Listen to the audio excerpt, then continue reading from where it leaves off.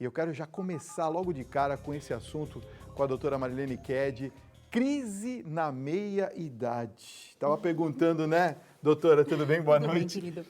Boa noite. Se eu estava na meia-idade, você falou que eu já passei da meia-idade. Eu já estou na pior idade. Embora fisicamente não apareça. Ah, é? Não aparenta de jeito que bom. nenhum. Eu ganhei a noite. Ela me deu pelo menos uns 10 anos a menos aqui, né, doutora? Mas é a realidade. Olha só. Emoções, situações e soluções. Sim. Esse livro aqui... É o último livro que eu lancei. Seu? Isso. É o último mais recente, porque virão outros. Tá. Esse aqui a gente acha em qualquer Todas livraria, as livrarias de São né? Paulo, no meu site também. Um presentaço, hein, para dar para as pessoas, que é demais. Todos os livros seus, eu sou apaixonado por eles. Leio todos, né? Muito obrigada. Doutora, vamos falar um pouquinho sobre a questão da crise da meia-idade, né? Nós sabemos que é um termo que foi criado por Elio Jacques em 1965, é isso? Isso. Agora, viver numa sociedade que cultua a juventude, a gente também sabe que não é fácil para ninguém, não é? Porque todos nós vamos envelhecer um dia, essa é a dura realidade. Agora, como que a gente pode envelhecer de maneira saudável sem passar por esta crise? É possível? Não são todas as pessoas que enfrentam essa crise, tá? Algumas pessoas, infelizmente muitas, enfrentam essa crise. Então, o que acontece? Essa crise, ela acontece principalmente, ela afeta as pessoas principalmente entre os 40 e 45 anos, principalmente. Tá. Antes, Fabinho, era conhecida como a crise da meia-idade ou a idade do lobo. Não sei se você já ouviu falar. Já, mas tem uma brincadeira para isso, né? Isso, mas é uma brincadeira real. Depois eu vou falar sobre isso. Então, o que está relacionado com essa crise da meia-idade? Primeiro, fatores psicológicos. Tá. Segundo, fatores sociais, que vão de encontro ao que você me perguntou. E terceiro, fatores biológicos e hormonais. O que pega mesmo, o que leva a pessoa até... se em alguns casos, se não se cuidar, desenvolver uma depressão, são os fatores psicológicos. O que é? É quando você chega nessa fase da vida e começa a fazer uma avaliação de tudo que você fez, deixou de fazer, tudo que você conquistou, deixou de conquistar, o que você realizou e o que você não conseguiu realizar. Nessa contabilidade, geralmente a pessoa sempre leva para o lado essas pessoas que sofrem da crise, tá? Levam para o lado o que da contabilidade sempre a menos. Eu não fiz o que eu queria, eu não realizei o que eu queria e assim vai. É um encontro da pessoa com ela mesma muito duro. É uma autocrítica muito acentuada que a pessoa faz com ela, do que ela conseguiu e não conseguiu na vida. O que acontece? Até o Maurício estava explicando muito bem aqui, o outro escritor. Ele estava dizendo o seguinte: as decisões são muito importantes ao longo da vida, é verdade. As decisões e as escolhas que fazemos para que não tenhamos crises ao longo da vida, elas devem estar direcionadas, nos conduzindo ao caminho certo dos nossos objetivos. Não pode estar de jeito nenhum na contramão deles. Quando você faz uma escolha e você toma uma decisão que vai te distanciar daquilo que você deseja, é lógico, Fábio, que em algum momento da vida vai surgir uma crise. Claro. Tá? Então, o fator psicológico é preponderante nesse caso. Uma coisa que eu queria... você quer completar, por favor? Eu ia completar só o que você disse a respeito da juventude. Tá. Aí o fator social entra a questão da juventude. Nós vivemos numa sociedade que valoriza muito mais o homem jovem do que o homem maduro. Então, porque o homem maduro ele já está caminhando para a velhice. A partir dos 60 anos, nós todos somos considerados idosos, certo? Já tem até carteirinha de estacionamento, aquele crachá de idoso. Aquilo é uma realidade. Ônibus, beleza. Aquilo é triste, mas exatamente isso. O segundo fator que vai determinar uma crise são os fatores sociais, porque o homem adulto não é tão valorizado, não é, como diz, ele não é muito valorizado e também não é muito lembrado pela sociedade. É muito mais lembrado o homem jovem, até os 35, 40 anos. Engraçado, né? Eu tava observando uma situação que eu achei até muito curiosa, porque a gente estava na fila do supermercado e uma senhora chegou e falou assim, o senhor quer passar na minha frente?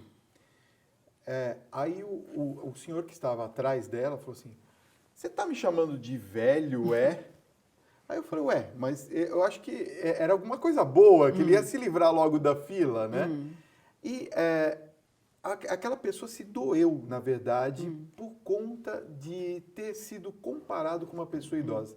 As pessoas têm medo de envelhecer ou, na verdade, elas têm medo de que esse fator da velhice impossibilita ela de se tornar parte da sociedade. É exatamente isso. Foi um choque para a pessoa, porque todas as vezes que você é lembrado da idade que você tem, dá esse susto mesmo, tá? Poucas pessoas caminham lado a lado na realidade da idade delas, tá? Geralmente você vive aquilo que você almeja, né? Uma aparência de jovem. Então, quando chega alguém e te expõe, não, o senhor pode passar na minha frente, aquilo é um choque da realidade. Por outro lado, também eu já vi senhoras que acabam tomando atitudes como as filhas, por exemplo, você vai fazer uma cirurgia para aumentar os seios? Eu vou fazer também.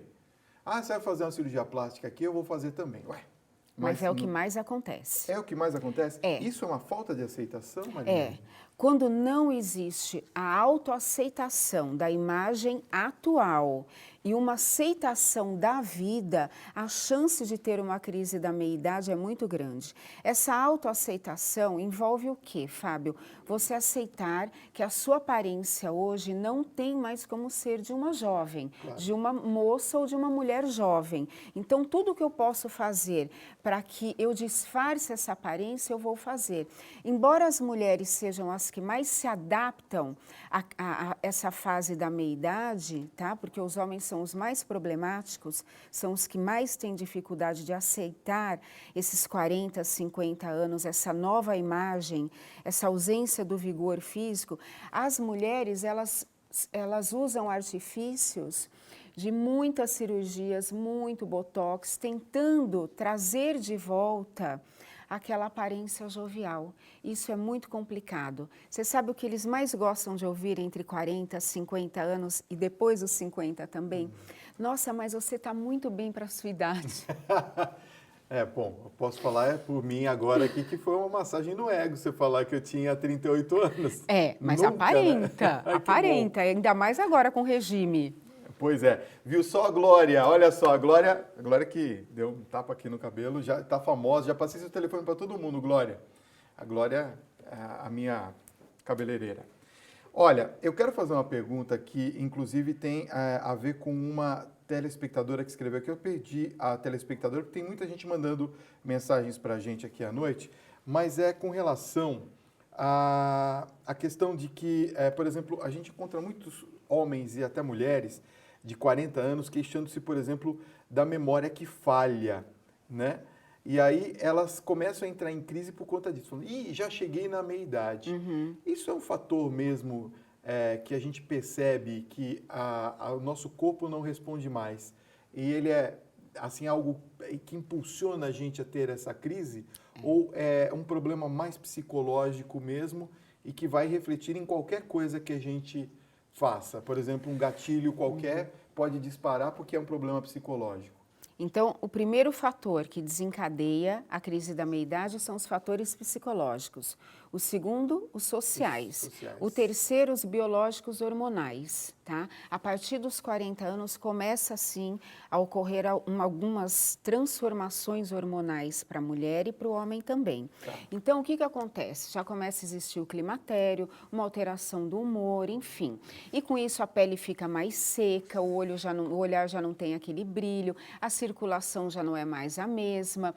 A partir dos 40 anos, pessoas que nunca usaram óculos passam a usar. A leitura de perto é muito difícil, né?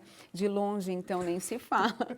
Você não reconhece direito quem é a pessoa. Sim. Então, sim, a partir daí, quando entra em contato com essa realidade, as pessoas ficam mesmo assustadas. Mas o importante é você se autoaceitar, andar lado a lado com a sua idade, respeitando a sua idade, mas procurando fazer o possível para se tornar cada vez melhor com ela. E não, sabe, Fabinho, tem gente que fica brigando com a idade que tem. Não fica brigando, entra num acordo, numa harmonia com ela. Então quer fazer uma ginástica, vai fazer uma ginástica, um botox, muito bem-vindo, mas nada de exageros. Uma reeducação alimentar, ótimo. Porque quanto mais você cuidar da saúde, mais saúde você vai ter ao longo da vida e qualidade de vida.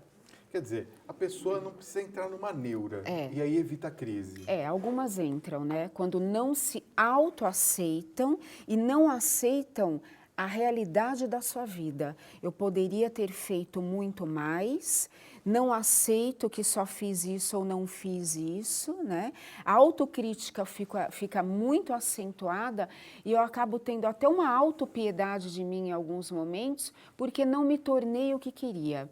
Olha, não fique, sabe, remoendo essas coisas do passado. Eu poderia ter feito, eu poderia ter realizado. Não fez? Não fez. Agora você tem que ver o que dá para fazer daqui para frente. Você vai ganhar agora, daqui para frente. Não é voltar para trás, é ir para frente com qualidade de vida, sonhos, expectativas, interesse pela vida, Fabinho. Muito interesse. Marilene, obrigado, viu, pela sua presença. Foi muito bom tê-la aqui. Mais uma vez, deixa eu mostrar aqui esse livro, que é para você ter aí na cabeceira também. Vou ler este daqui também, com certeza, tá bom? Tá aqui, Emoções e Situações e Soluções.